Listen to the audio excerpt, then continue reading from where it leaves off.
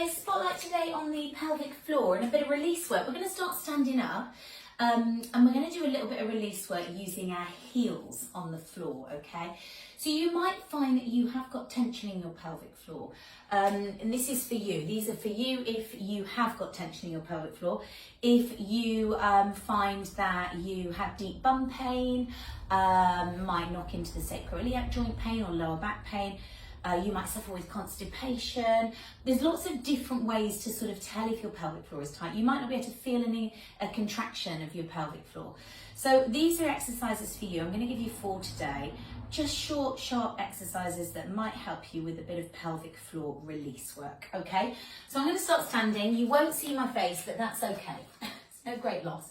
So you're going to be feet in parallel. And what I want you to do to begin with, just to release, is bounce, but connecting your heels with the floor. So we'd normally in our Pilates sessions, we might do some pulses up here. I want you to actually connect. So connect your heels so you're almost using that impact of the heels.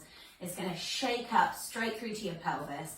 Do not do this on a full bladder, okay? And you might just want to do it for 10 seconds and stop. You might want to do it for 20 seconds and stop. But I'd repeat it a couple of times, okay? Just to wake up your pelvic floor, release it a little bit. Then I want you to come on down. I'm grabbing this ball, by the way, because we're going to use a ball in a second as well. But you can use a tennis ball. Probably a spiky ball isn't the nicest ball to use. So you're going to stay up here now on all fours if you can. Knees apart, feet apart.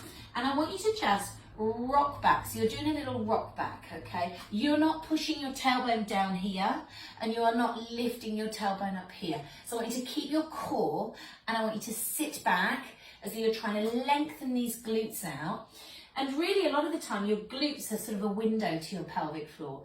So it's another way of telling whether your pelvic floor is tight. If your glutes hold a lot of tension all the time, if you're constantly clenching your bum when you're stood around without realizing. Then I want you to tuck your toes under and I want you to sit all the way back and I want you to rest here for about 10 or 20 seconds. This is a lovely pelvic floor stretch. You're just going to relax down. You can use pillows under your head if you need to. And you're going to breathe, because the deeper the breath you take in, the more likely you're going to try and connect with the pelvic floor and release it a bit more.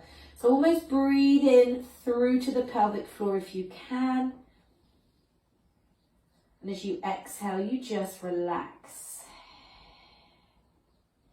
Okay.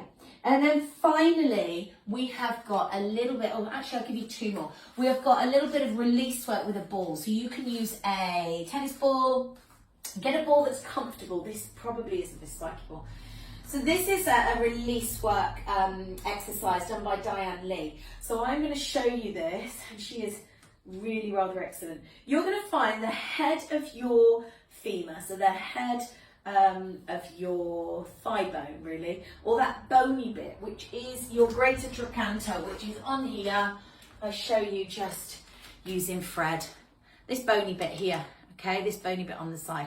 And then you're going to get the ball and it's going to come behind the bony bit to try and release a little bit of tension out of your deeper hip rotators, okay, which tie into the pelvic floor. So you're going to find that knobbly bit, you're going to put the ball just behind it. Oh yeah, it's not as comfy with the spiky ball, I've got to say. And then you're just going to lie there, and that's what I want you to do. 20 seconds or so, and then you might switch it over. You might repeat it a few times a day if you really are suffering with tension. Repeat it as often as you like with this release work. But it's really just allowing the muscles to let go, which is why it's nice to lay here for a little time before you actually release into that ball. Oh, maybe not a spiky one. And then I want you to just draw your knees in, and this is the final one that's really nice.